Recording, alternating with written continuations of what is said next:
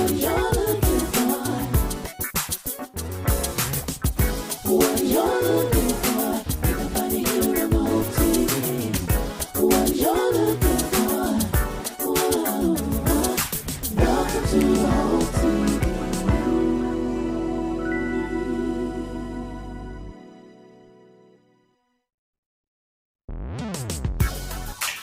morning, good morning, good morning.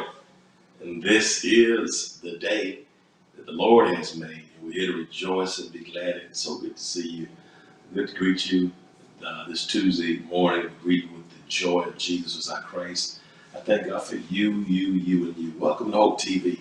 It's exciting that you spend this time with us and carve out a portion of your Tuesday to spend with us here. I'm honored that you think enough of us to spend this time with us. You know, we're excited about our network here at Hope TV. We started a little over a year ago. Just next week will be a year. We started this platform just to try to stay in contact with our local community throughout the pandemic. We had no idea it would blossom into this, and certainly had no idea it would last this long. But for the past year, the programming through the Hope TV has been able to have over 100 million views of our content through the various platforms. And to that, we say to God be the glory and thank you, and you. And if you're watching, drop me a line, let me know the city, the state, and the country from which you're viewing. We're so excited about all the connections we've made throughout the pandemic, and those of you who've been impacted positively by the Hope TV. And if you're watching through a platform that will allow you to subscribe, to like, to comment, or to share, please take advantage of those opportunities, and please help us. Every time you subscribe, you can get notifications as to when new content is uploaded, and you can stay abreast of what's happening here. Your likes, your comments, they help us with our algorithms, and during these types of interactive sessions, they are like what we call in church virtual amen. And so your likes and your comments are just paramount to what we do here. So please keep hitting that like button. Please send comments. They help us with our algorithms, with our engagements, our reach, all that. So that's important for us here as we're trying to expand. And then last but certainly not least, when you share, hit that share button.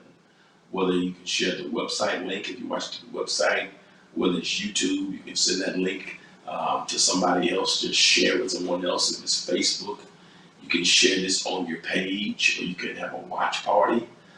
You also can like on Facebook, and if you're on YouTube, Facebook, the website, if you're on IG, you can invite somebody, send it to someone else. So help us to get the word out about the Hope TV. And we also get an opportunity to check out our website. It gives you a whole list of programs there. We just have been grateful and amazed to have positive content every day. Check it out, look at the site, man.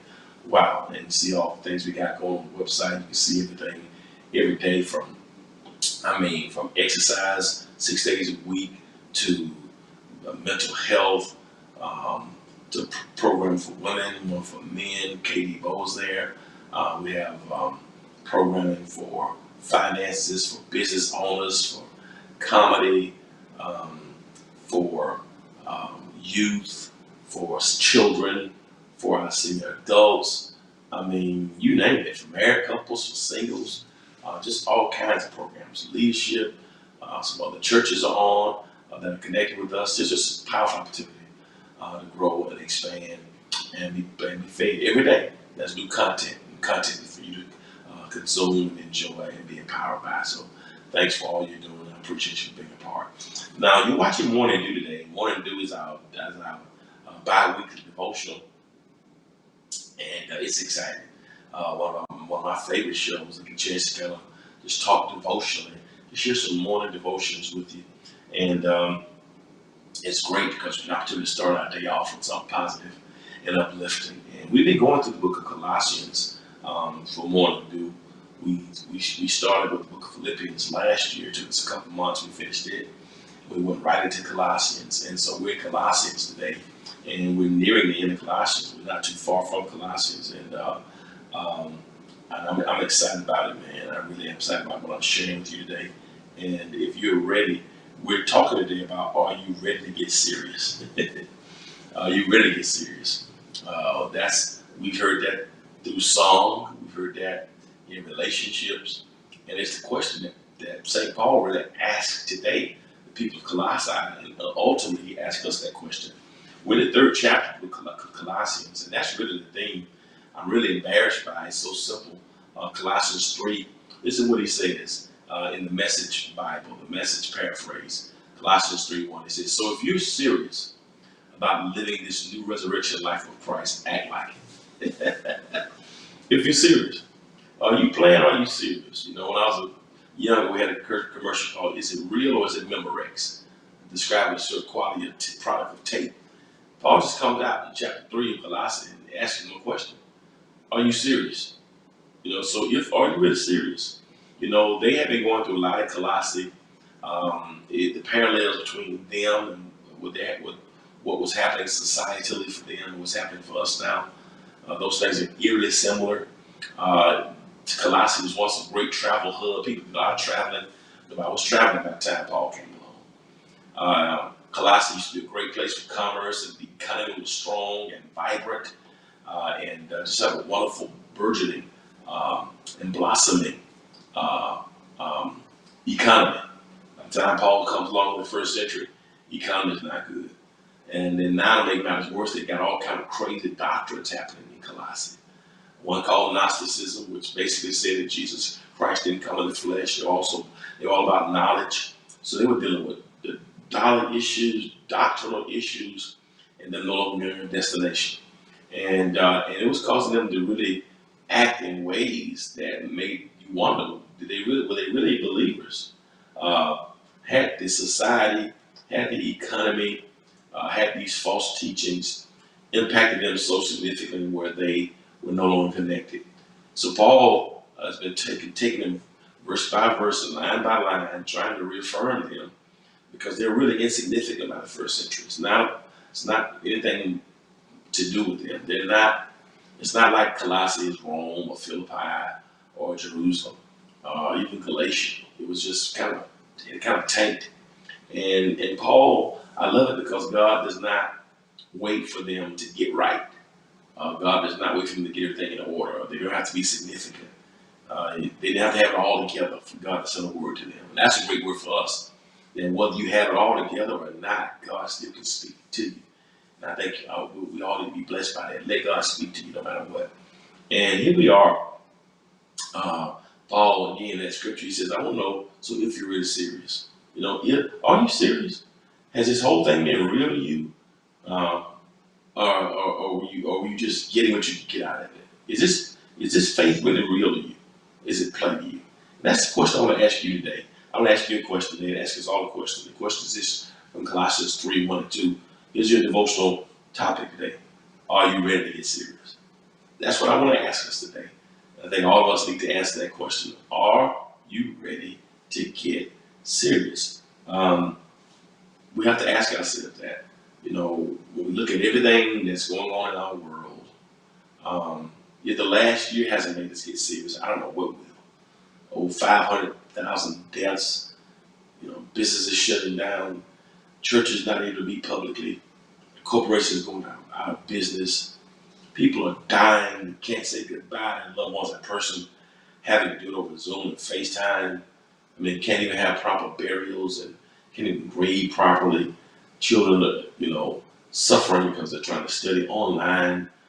I mean, government's going crazy, insurrection happening. I mean, just if these times haven't made us to ask ourselves, am I really serious about my faith? And that's the question I want to ask us. Are you ready to get serious? Paul says, are you serious? He says, because if you're ready to get serious, then there are some things I need to share with you to help you get serious. These things kind of define whether or not you are serious. Now he says, okay, if you're ready to get serious, if you're not ready to get serious, I'm not talking to you, he says. You know, keep doing what you're doing, keep playing with it, keep being in and out of faith if you want to, and making crazy decisions if you're not really. But if you really, really want to be serious, he says, here is what I want to say to you. If you really want to be serious, a couple of things. Number one, I need you to do is prioritize the resurrection. If you want to be serious, I need you to prioritize the resurrection. Prioritize resurrection. Look what he says in that verse. He says in Colossians 3:1 in the Message rendering. So if you're serious about living this new resurrection life with Christ, if you're about this new resurrection life, he says basically what I want to share with you is Christ did live. Even though the Gnostics try to say because they have this esoteric knowledge bent, and they try to say that Jesus didn't come in flesh because the atmosphere is evil and the matter is evil and the air and the environment is evil. And inevitably they say that Jesus did not come in the flesh because he'd been contaminated by evil. So they tried to get rid of the bodily nature of Jesus. They said Jesus didn't come in the flesh, which is amazing because to say that means there's no virgin birth, there's no incarnation, there's no Emmanuel, God with us. He didn't perform miracles. And ultimately, if you say that Jesus didn't come in the flesh, you're really saying he didn't go to the cross and didn't die. So what happens if you take away Jesus' birth, life, death from us? There's no faith. That's what Gnosticism inevitably did. It basically said that Jesus did not come in the flesh at all.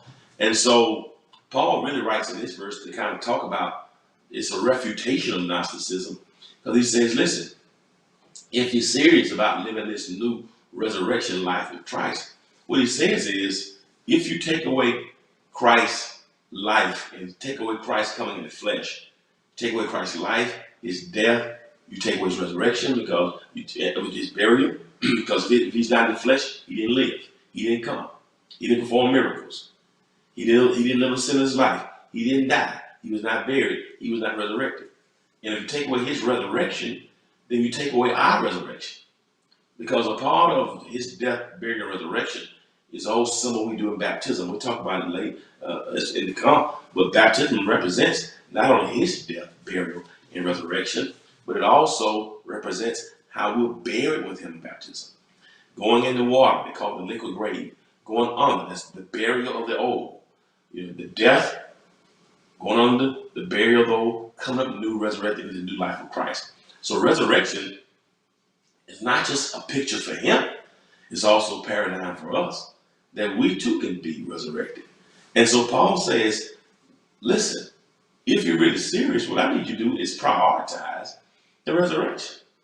Are you serious about new? Because you too have been resurrected. Yeah, the resurrection is not just for him, but the resurrection is for you as well. Listen, if I can talk about that for a moment and let somebody who's watching know that Christ didn't die, Christ was not buried, and Christ didn't get up just for himself. Christ died, was buried, was resurrected to show us that we too can get up out of any situations. That of course in the end, that's going to be a great eschatological, futuristic resurrection. When Paul talks about the dead in Christ shall rise first, that's going to be a resurrection at the end. That's eschatological. That means eschatology. That's the future. But I'm talking about right now, that's some existential resurrections. Right here, right now, God still can bring things back from the dead. Woo! Listen to me here. I don't know what you think has died or people have pronounced the benediction over your destiny, but God still can resurrect situations. He can resurrect joy. He can resurrect vision. He can resurrect circumstances. My God, things that you think have died and were dormant. I've been sharing, I've been excited since Friday. Some of you who've been connected with the ministry and follow us and support us know that I've been a singer and a musician all my life. But when I was younger, I really stopped singing and writing because back then the older preachers told us, you can't be respected as a preacher if you're gonna be in music.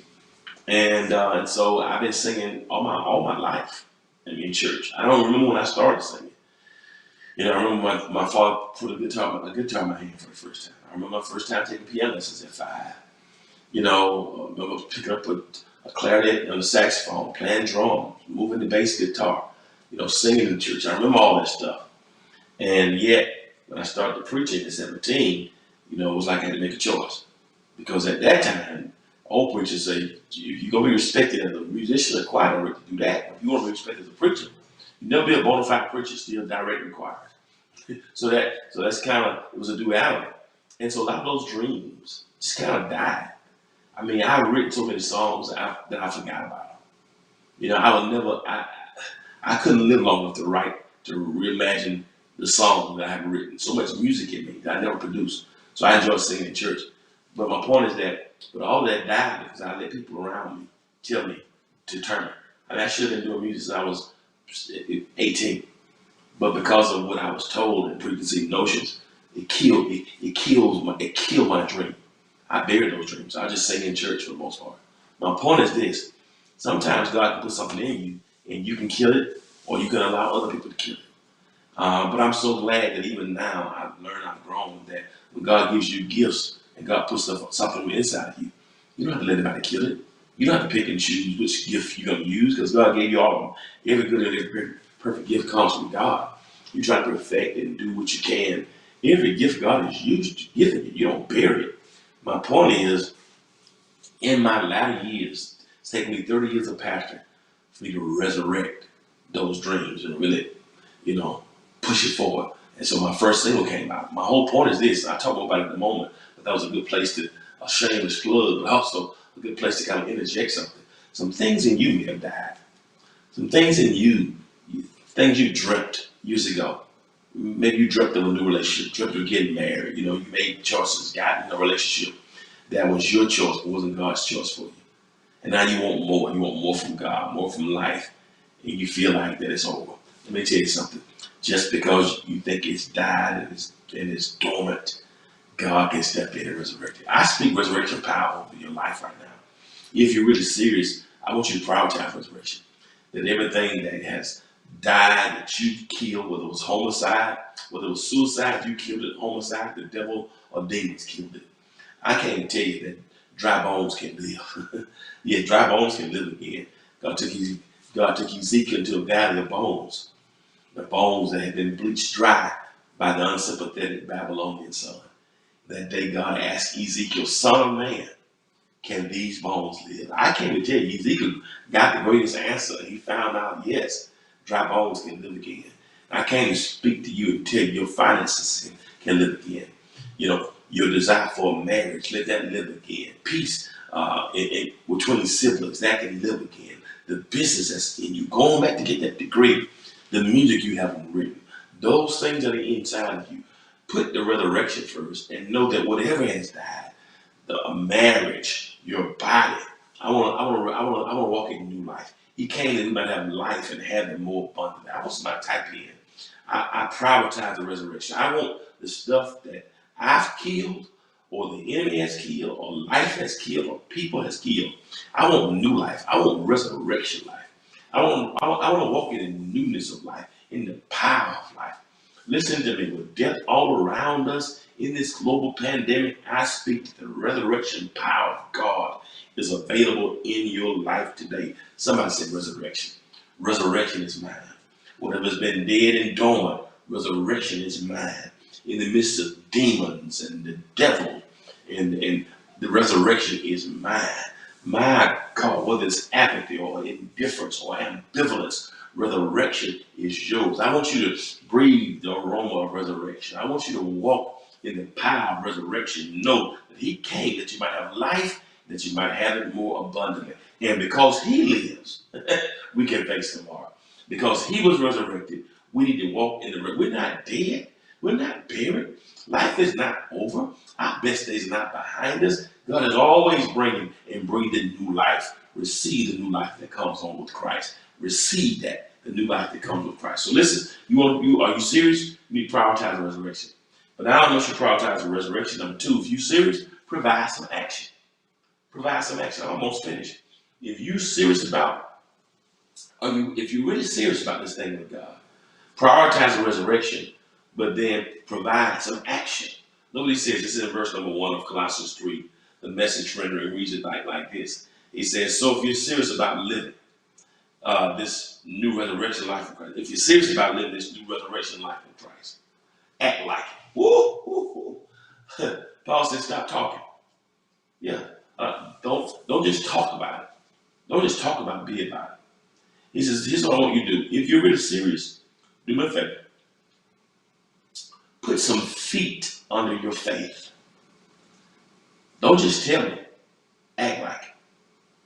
Show me. Show me from your heart. Show with your time. Act like it. Show with your investments. If you're serious about it, where's your heart? Jesus says, wherever a man's heart is, there his treasure will be. One of the ways you'll know what you love is what you're willing to invest your resources in. If a man really loves a woman and never invests anything in her financially, he doesn't love her. Because wherever a man's heart is, his treasure is going to follow as well. And so there are a lot of things that can personify our actions. The time we spend, the seriousness about what we're trying to do, the plan, the vision statement, the mission statement. Every day, what are you doing to make it happen? I ask all the time, if it's not in your vision, why is it on your calendar? I just said something. I said, if it's not in your vision, then why is it on your calendar? Because if you have a vision, act like you got a vision.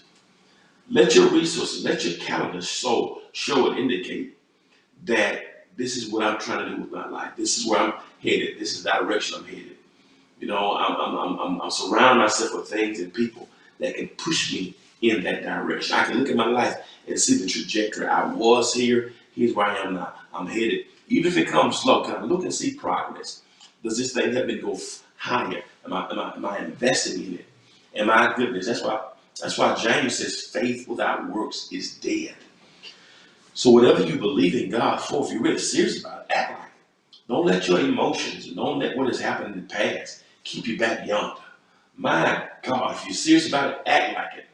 What efforts, what actions, what investments have you made that will indicate your seriousness about what God is trying to do with your life? If there's no action, no investment, you're not serious. So whatever you believe God for, prioritize the resurrection. If you're really serious, provide some actions. Number 3, if you're really serious, purify your affections. I'm almost finished. You gotta prioritize the resurrection, provide some action, but then purify your affections. I love this. I love this outline. I just went through the outline of this whole thing for you. Purify your affections. Listen to what he says in verse 1. He says, listen, so if you're really serious, if you're serious about living this new resurrection life of Christ, act like it. This is what it says. Pursue, my goodness, pursue the things over which Christ presides. Don't shuffle along, eyes to the ground. He says, what I want you to do is I want you to pursue the things over which Christ presides. What is he saying? Am I pursuing things that are in a kingdom realm? The stuff that I'm going after, the King James says, set your mind and affection on things which are above. Are my affections, am I going after something that is Christ-centered?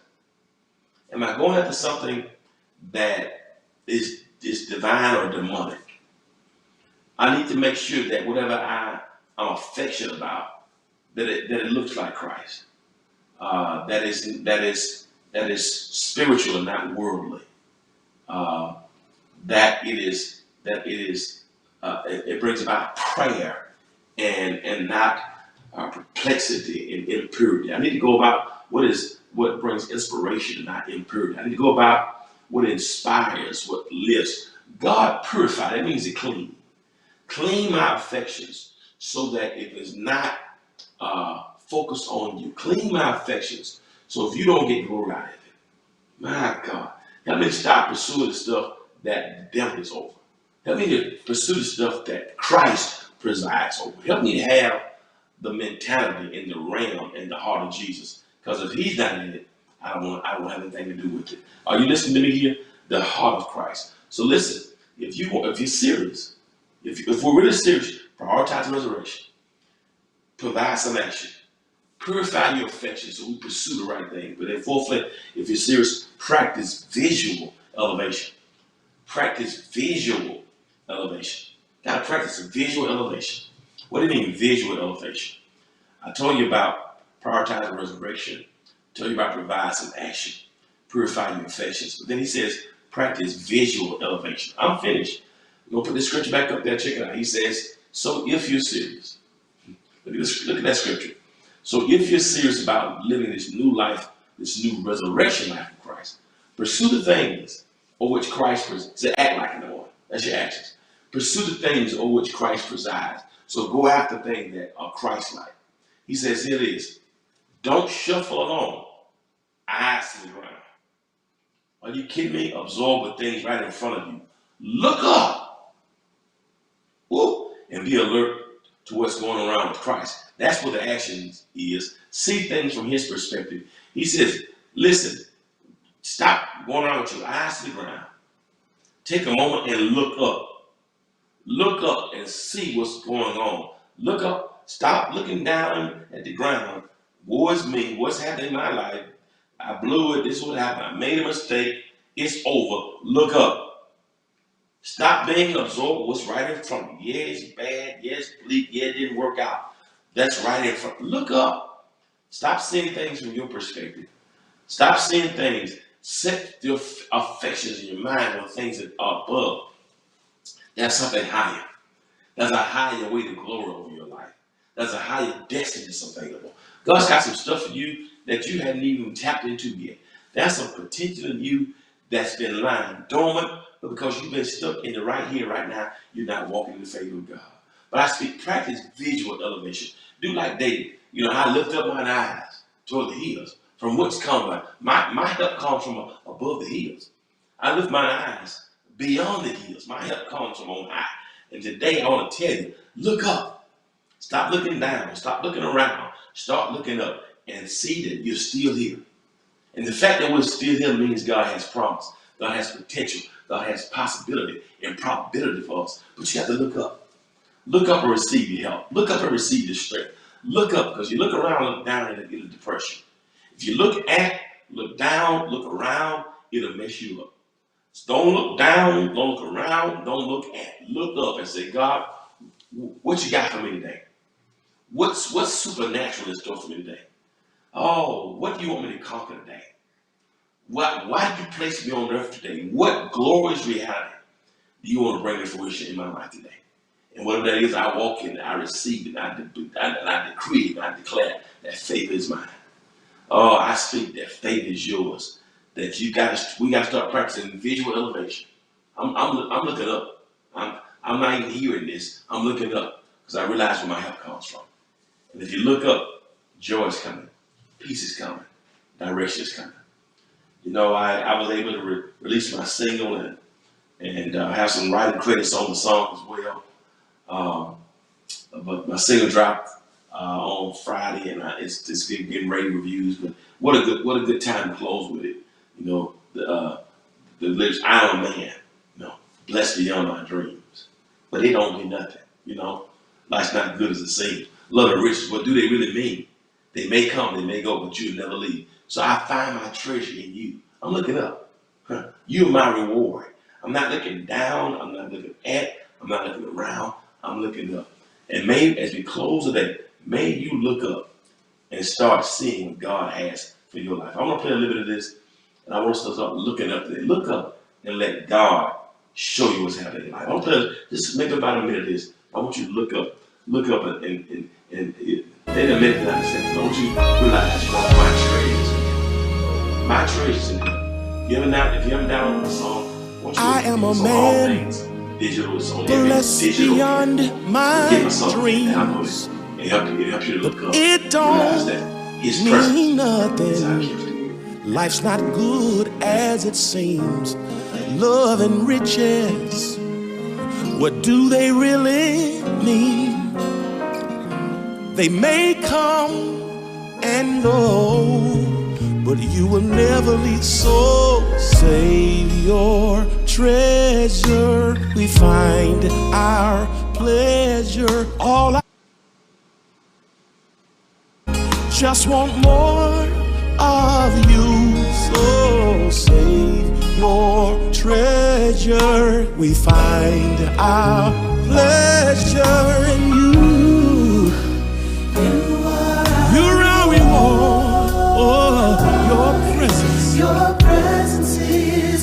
Your presence is a gift. And I'm thankful because you are reward. Your presence is a gift. Gotta be good to you. Go get your presence gift. God bless you. Peace.